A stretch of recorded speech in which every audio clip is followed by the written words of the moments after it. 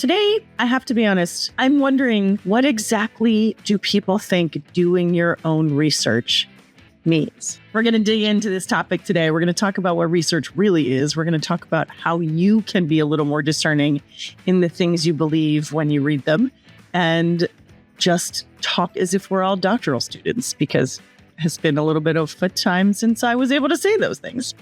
So here we go. Welcome to I Wonder, where we're wondering, what does it mean to do your own research? So I've been intrigued, well, really, since I had babies and began that whole search for how and what are the healthiest ways to take care of them. But seriously, I've been intrigued since the pandemic with the fact that people talk about research as if it is just the one thing that they're reading on TV or they're reading on their screen. And I've been amazed, actually, at what people call research and what people call science and what people think are facts, when most of the stuff that's out there is rarely any of those things, science or facts or based on critical research. So lately, I've been wondering, what do people think it means to do their own research?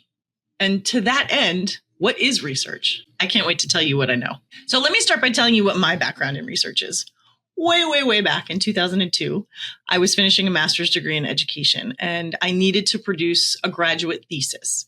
My topic was literacy learning in second language learners.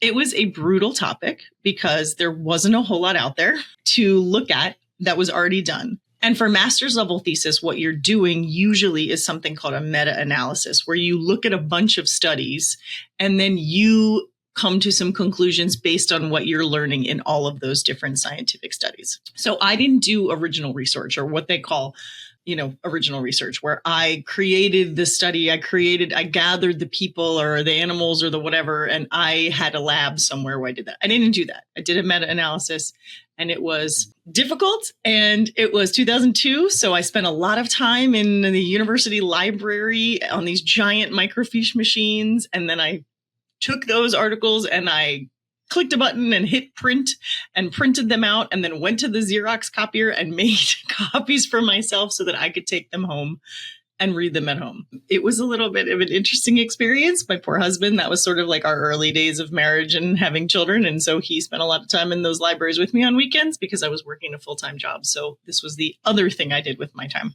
Anyway, it was before I even got to that, I learned what research was in at least one, if not two different graduate level classes. Before I even got to the library, spending hours making copies and looking at microfiche, I learned what is research, what makes good research, what makes honest and critical learning research.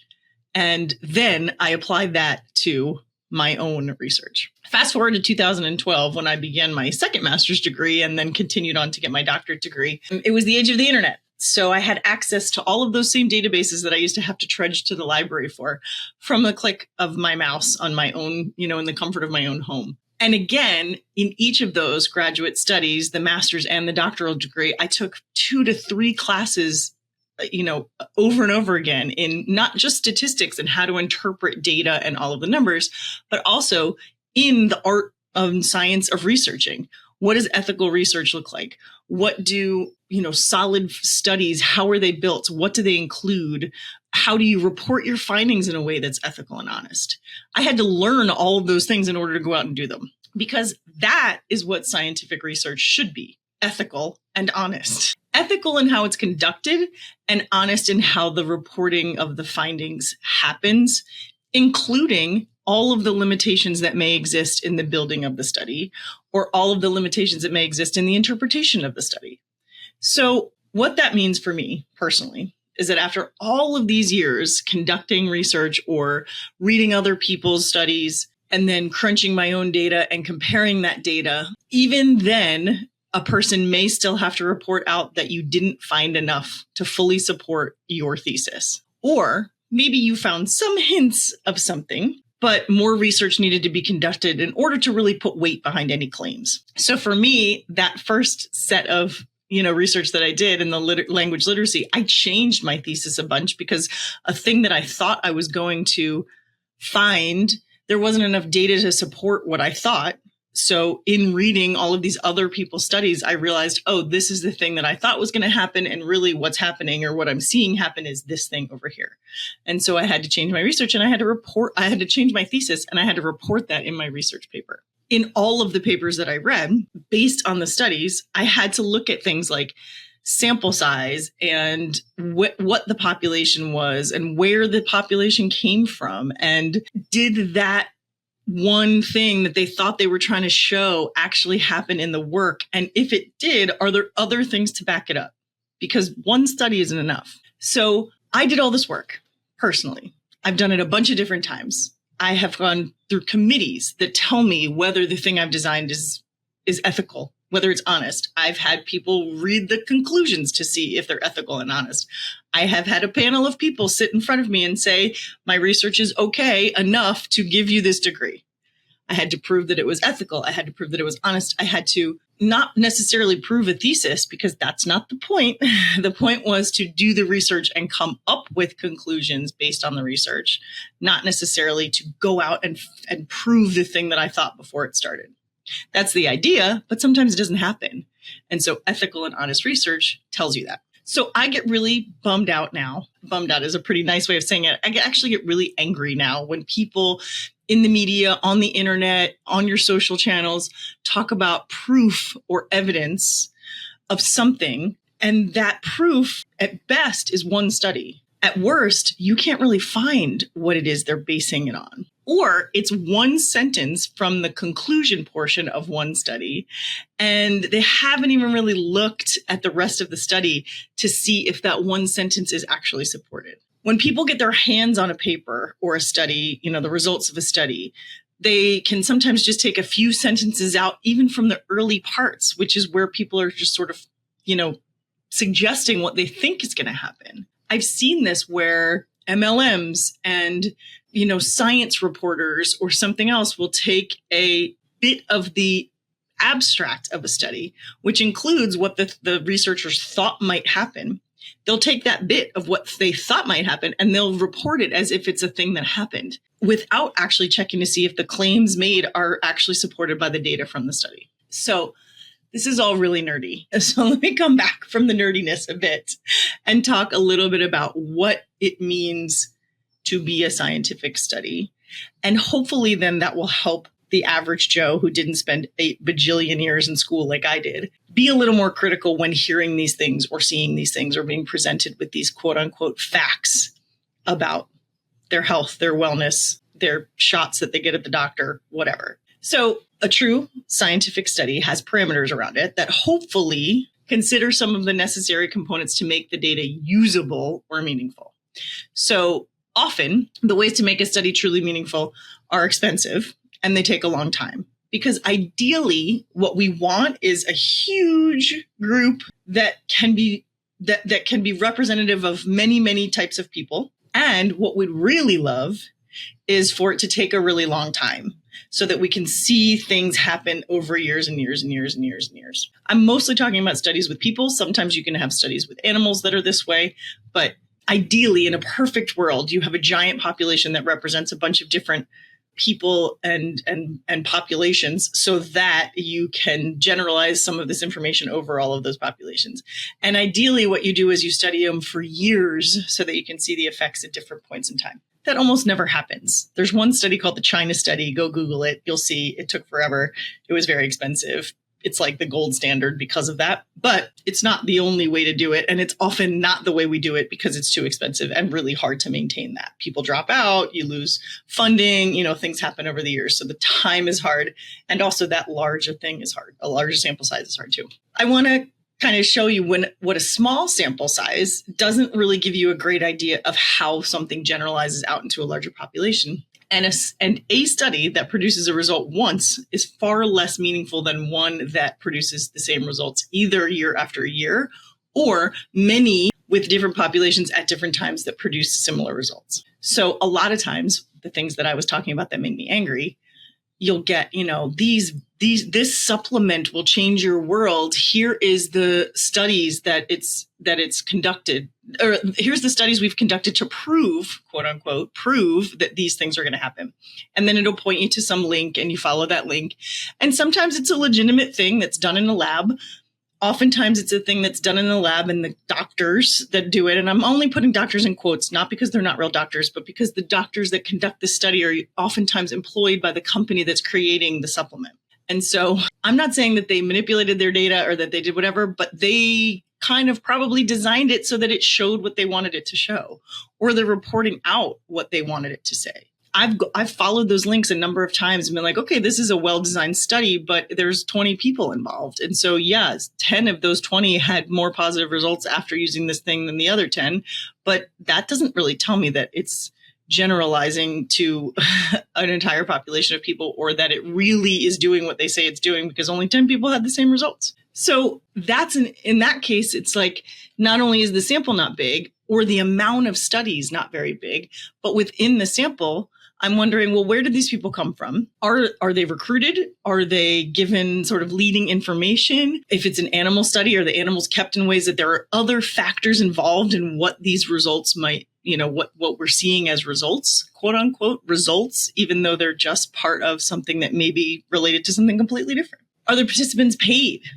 Are the participants students working for a professor and feeling a pressure to produce answers that make their professor happy? Are participants employees or underlings of some head of a lab and, required to produce a certain thing in order to keep their jobs or be happy? These are all very conspiratorial sounding, and so not often the case. But what is more likely the case is that there's maybe one or two studies based on, certain things, based on a big-ish size sample, but not one that's necessarily generalizable.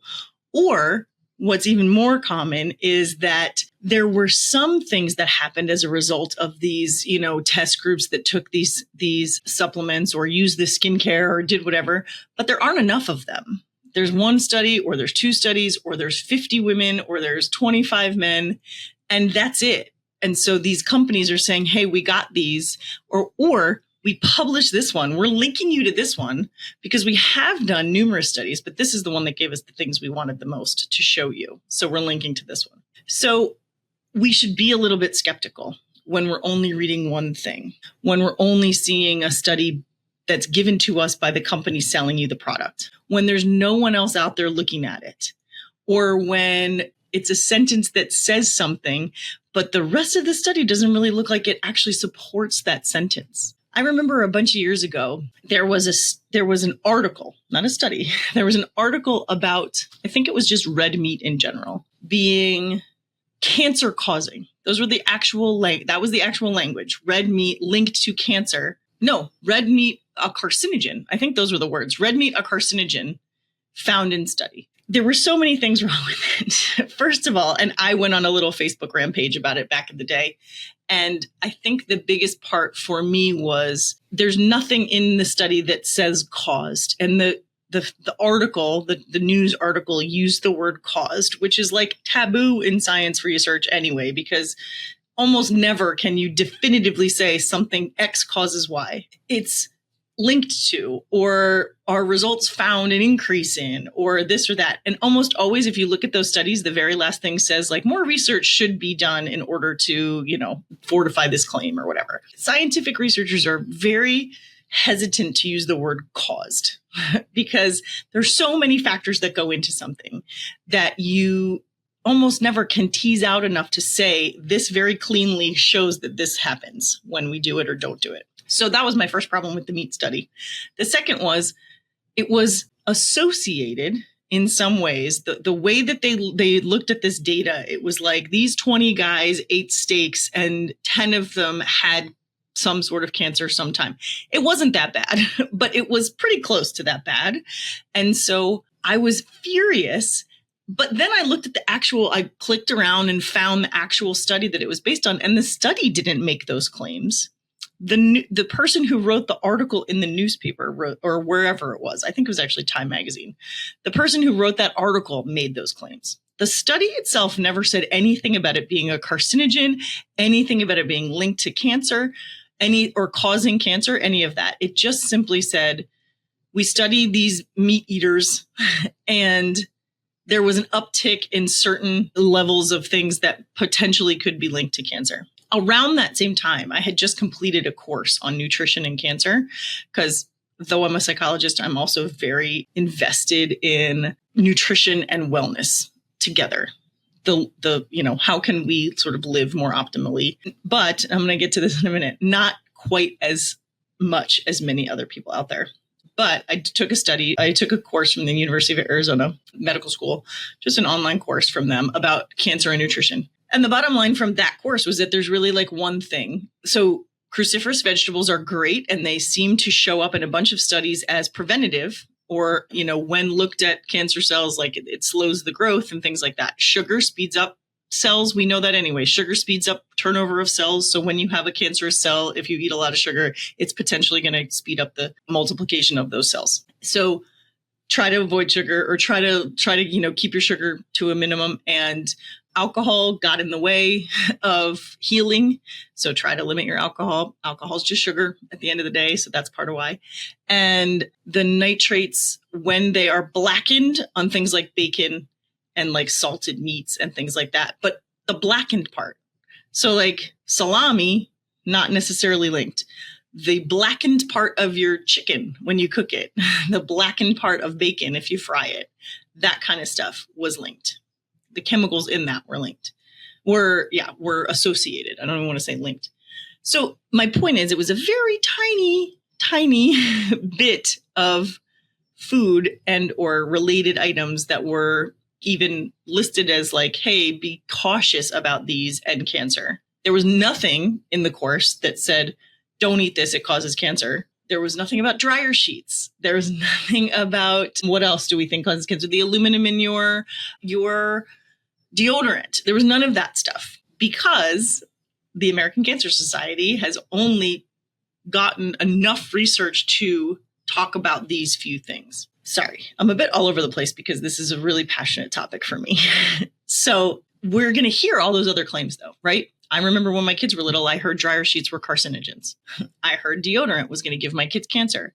I heard, all of these other things. And I believed them, a lot of them. And I saw enough that I believed them. I thought, oh, well, yeah, there's the aluminum in deodorant is associated with, an antiperspirant is associated with a potential hormonal change that could then be carcinogenic down the road. That's what I was reading. I have yet to be able to find anything that definitively points to that happening, but I still don't use antiperspirant. Dryer sheets, same. I can't even remember now what the thing was in the dryer sheets that supposedly was carcinogenic, but I'm sure it's out there, or maybe it isn't. My point is, there was enough back then that I felt okay making those decisions, but there's other things, don't eat red meat or you'll get cancer. Like that's irresponsible as far as I'm concerned. That article, whoever wrote that headline, that's an irresponsible thing to say. And so I want people to be more discerning when they see things like this, because the people who write these, their job is to scare us into reading their article or their whatever, or buying their product or taking their supplement or whatever it is. That's their job. So be more discerning when you hear these things and start to look for the actual scientific research that either backs it up or doesn't back it up. And if it isn't there, if you're having a hard time finding it, be even more skeptical. So remember that old commercial for gum a million years ago? If 9 out of 10 dentists recommend that gum, shouldn't you get it? And while that sounds great, this is a perfect example. 9 out of 10 dentists. You maybe should wonder, were there only 10 dentists in the study? What about all the millions of other dentists in the world? Do they see the same benefits of said gum? Have they actually witnessed this gum benefiting people? Or are they guessing about the benefits based on the ingredients they see and what they already know about those ingredients? And what about if those 10 dentists were employed by the gum company? Do they have a choice in how they answer? And what if the study was solely based on what dentists told people? What dentists self-reported about things? So there wasn't any any data that included scientific inquiry or any kind of study or any kind of lab work. It was just, here's a survey, dentists. What do you think about this? And then they collected that data and they said, oh, 9 out of 10 suggest it. We don't know why.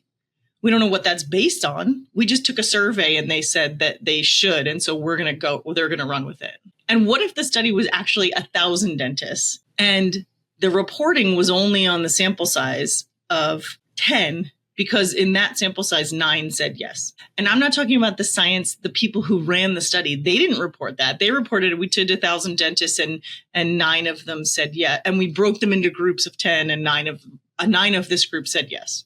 2 of this group said no. It's a silly example because it's a gum commercial. But a few things that are here are the things exactly that I'm talking about that we should all be on the lookout for now.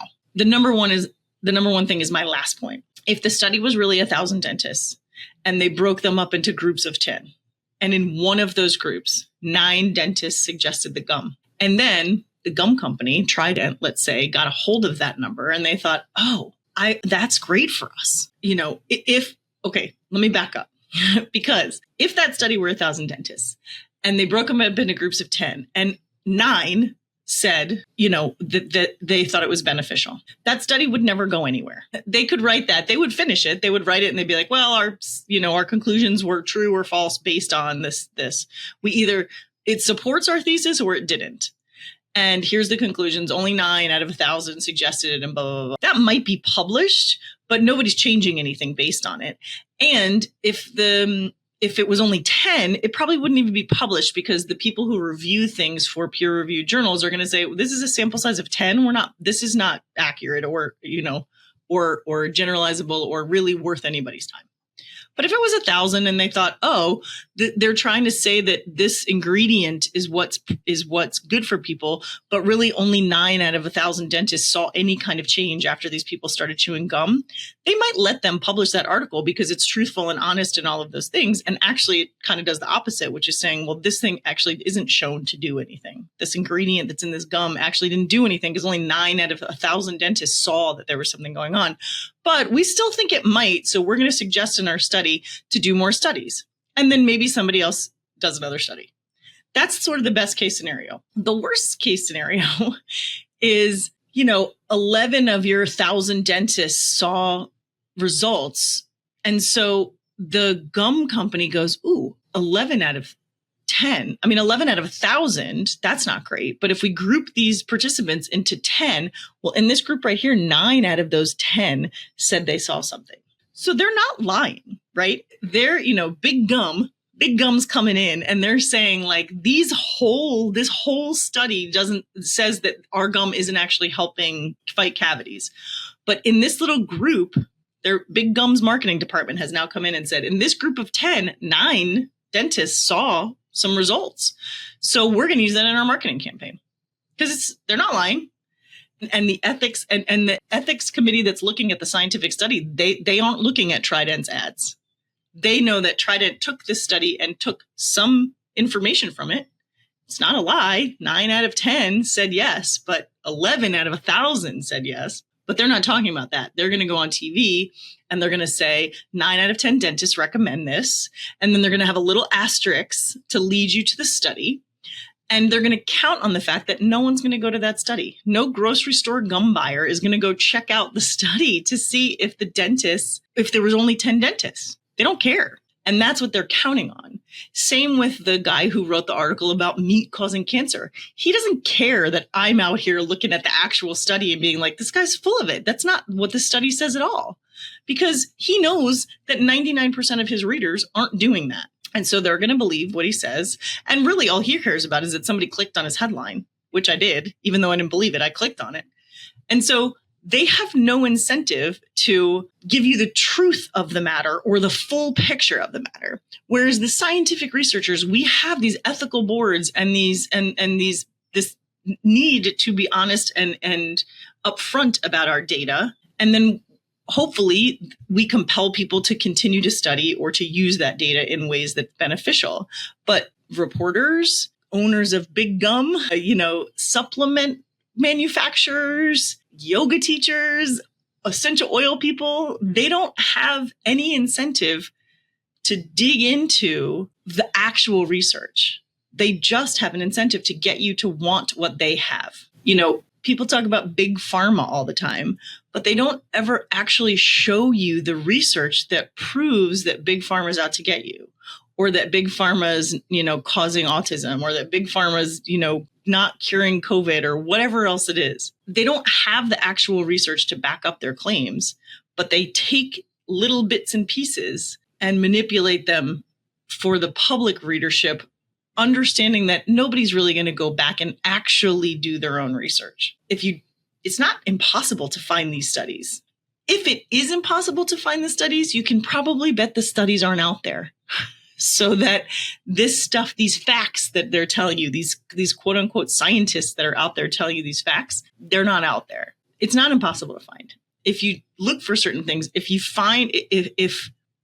you're reading a really compelling article and there's nothing noted, no study to go find, no doctor to look up, no reference at all, be skeptical. Because we've been conditioned to believe what we read. We've also been conditioned to believe data. So if somebody says 9 out of 10, we're going to believe that because that sounds scientific and it sounds smart and it sounds like it was based on research. If we're going to, say that that 60% of participants in this study took this supplement and their increased performance on their whatever, we're going to believe that because that sounds real. It sounds better than like, hey, take this. My Aunt Bertha felt better when she took it. It sounds much better to say this company's done a bunch of research and they've really seen results. We're going to be like, oh, wow, well, they've really done their research. They've seen the results. And in the good old days, when it was just TV or, occasionally an ad in a magazine, this wasn't as harmful. But the problem now is that Trident Gum Math, let me not give Trident a bad name, Big Gum Math, that 9 out of 10, that stuff is everywhere. And people believe it without taking the time to follow the path or the actual research. I listened to a podcast called Maintenance Phase that I adore that digs into the science, and I'm putting science in air quotes, around a bunch of food and health and wellness claims. It has completely changed my mind on some things. And on other things, I've been like, yeah, I do that all along. But I was someone who was into food research and I still believed certain things. And they have really dug into why I shouldn't believe certain things. And I knew about manipulating data. I was warned about it in all those ethics and stats classes I've taken over the years. And yet this podcast, where they take the time and they have the energy to really, really dive deep into this stuff, has changed my mind on certain things. Even me, who knew not to believe everything I read and to dig a little deeper. I still didn't have the time or the capacity to dig as deep as they dig on this show. And so the show has been able to change my mind on so many different things. And they kind of follow the path of these things to show you how we get from A to B to C. It's fascinating and eye-opening, and also was really eye-opening to me as somebody who considers herself a bit of a research nerd to still have been like, oh my gosh, I didn't know that happened, or I didn't know that was manipulated in that way, or I didn't know the manipulation started 40 years ago. And we've just been sort of following the same path. Lately, there is gun legislation out there based on a study, quote unquote, that is really at best a survey, at worst, a completely manipulated set of data. There's an NPR podcast that digs into this exact topic, but the bottom line, in the survey itself, many of the questions are leading. The participants are self-reporting, which is never the greatest option anyway, because so many factors in a self-report, right? You can almost never completely pull out all the different potential effects when someone is just telling you what they think. So there's a couple problems already. The fact that it's a survey, the fact that it's self-report survey. Theoretically, I guess I don't really know how they got the participants, but again, I heard all of this on a podcast. There's another NPR podcast that digs into all the questions from that survey and how they are slightly leading questions. And so one of the big statistics that comes out of it is that something crazy like 65% of all gun owners who own automatic rifles have used them in self-defense situations. I'm pretty sure the leading part of that was government officials believe that if people are using their guns for self-defense reasons, then it's okay to keep them. How many of you have ever used your guns for self-defense reasons? And so it's not exactly that, but that's pretty close to what the questions were. So you can see how that data might be a little bit skewed if you get a bunch of gun owners and you say to them, hey, here's a thing that helps us keep our guns. Now, please answer this question. You can see how that might be a little bit leading and a little bit of a difficult thing to quote unquote prove after you've got given that kind of information. So meanwhile, this is or was the study used by the legal teams that have decided to push for this legislation or push the courts to, either go back on or keep this legislation for high capacity rifles and semi-automatic weapons. I'm not going to get into all that. I just bring it up as a way of saying, here is how data research, quote unquote research, can be manipulated and used to further agendas, and how it's incumbent upon us now as the consumers of information to be more discerning and more curious as we go through and learn this information. So another way, for my doctoral research, I did something called a meta-analysis, which is where the researcher basically studies other studies. So I didn't conduct a survey. I didn't have live human and or animal samples. I went out with the thesis in mind, looked up all the research I could possibly find on this topic, and then read all of those studies, and then took data from those studies, meaning like 27 out of over 100 studies had similar findings. 35 had similar findings for this question. 40 had similar findings for this question. So I looked broadly at this topic. I broke it down into 4 things I was kind of wondering about this topic. And then I read other people's study that were both, numbers on a table and surveys and self-reports. Like they did span the globe, but they also were multiple categories of studies that I looked at. And I was able to say with confidence from looking at these studies, here are some things I have gleaned from this topic. So that's a meta-analysis. There are the same rules and the same ethics and the same guidelines around those types of studies, but also they are very easy to report out. So I want to be really clear. They are not easy to manipulate within an actual published peer-reviewed study. There's plenty of those. And I have been in a peer-reviewed journal where they looked at my findings and they said, this seems legitimate and here's all her resources and here's what she did with it and all of these things. And I was published in that journal, in addition to it being my dissertation. That said, someone could very easily take that journal and say, oh, this woman said this. Empowerment alone is enough to combat postpartum depression. That is not what I said. I did say that parental empowerment is a huge mitigating factor in postpartum depression, but I did not say it was the only way to solve it.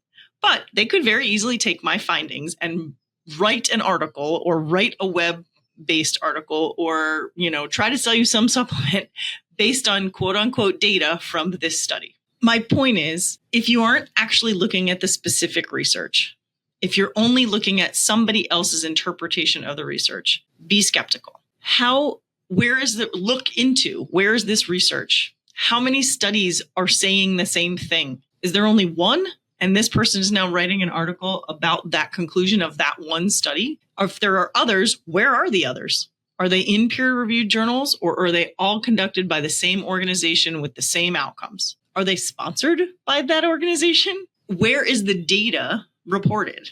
And who is reporting that data? If you are reading an article in, Time Magazine or in some other publication that skews a certain direction, I would automatically be like, I need to see more information about this. Does it make sense? And if it doesn't, look further, find more studies. So a few things that you can do as the consumer of information is to pay attention to your own gut reaction to something. When I read that article that said that meat causes cancer, my immediate reaction was like, absolutely not. I refuse to believe that.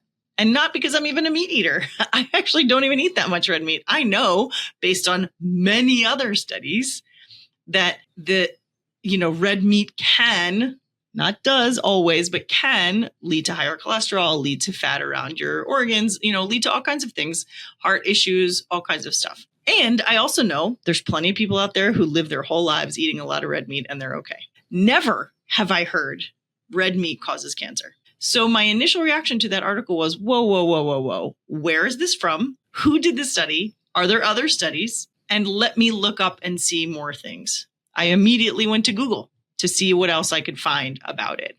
And that can't be your number one thing, because once you go to Google, you got to look at, well, where are the sources that Google's provided me? Is it just another magazine and article based on the same study? Because you can have that too. You can get 25 publications, whether it's a web or online or physical thing. You can get 25 publications all talking about the exact same one scientific study, either in 25 different ways or in 25 ways that look supportive of the same conclusion. But if there's 25 journalists writing about one study, that doesn't make it more impactful. It just means that 25 people realized that was great clickbait, and so they wrote it. See if there's more out there before you jump to, okay, this is all I need, or this is all I need to hear to make this decision about my health and wellness, about my financial future, about my children, about whatever it is that you're taking this advice for. Look to see if there is more than just that one thing. And with that one thing, who sponsored it? What does the actual study look like? What does the actual study say? Does it actually say the same thing that this headline said on this article? Or is that a question that the researchers had that has since been turned into a conclusion by somebody non-related? Is it published in a peer-reviewed journal or somewhere that it actually went through an ethics committee and people looked to make sure that not only the study, but that all of the data and conclusions were ethical and honest? Or is it published on some web page that calls themselves sciencedata.com or something like that? What is the source of this research? What does the research actually say? And are there other things out there that back it up? So just take some time. If you feel like something doesn't sound right, it's probably not right. If you feel skeptical about something, trust that and follow that skepticism and ask more questions and look for more answers. And don't just take what somebody is trying to tell you, especially if that somebody is trying to sell you something or get your vote or ask you to believe something that you haven't already believed. Really do your own research. Don't just trust what Google says, and don't just trust what somebody who's trying to tell you something says. And certainly don't just trust what you see scrolling by on your feed. That's all I ask. Please. All right. Keep wondering, keep asking questions. And in this case, curiosity is your number one tool. Take care.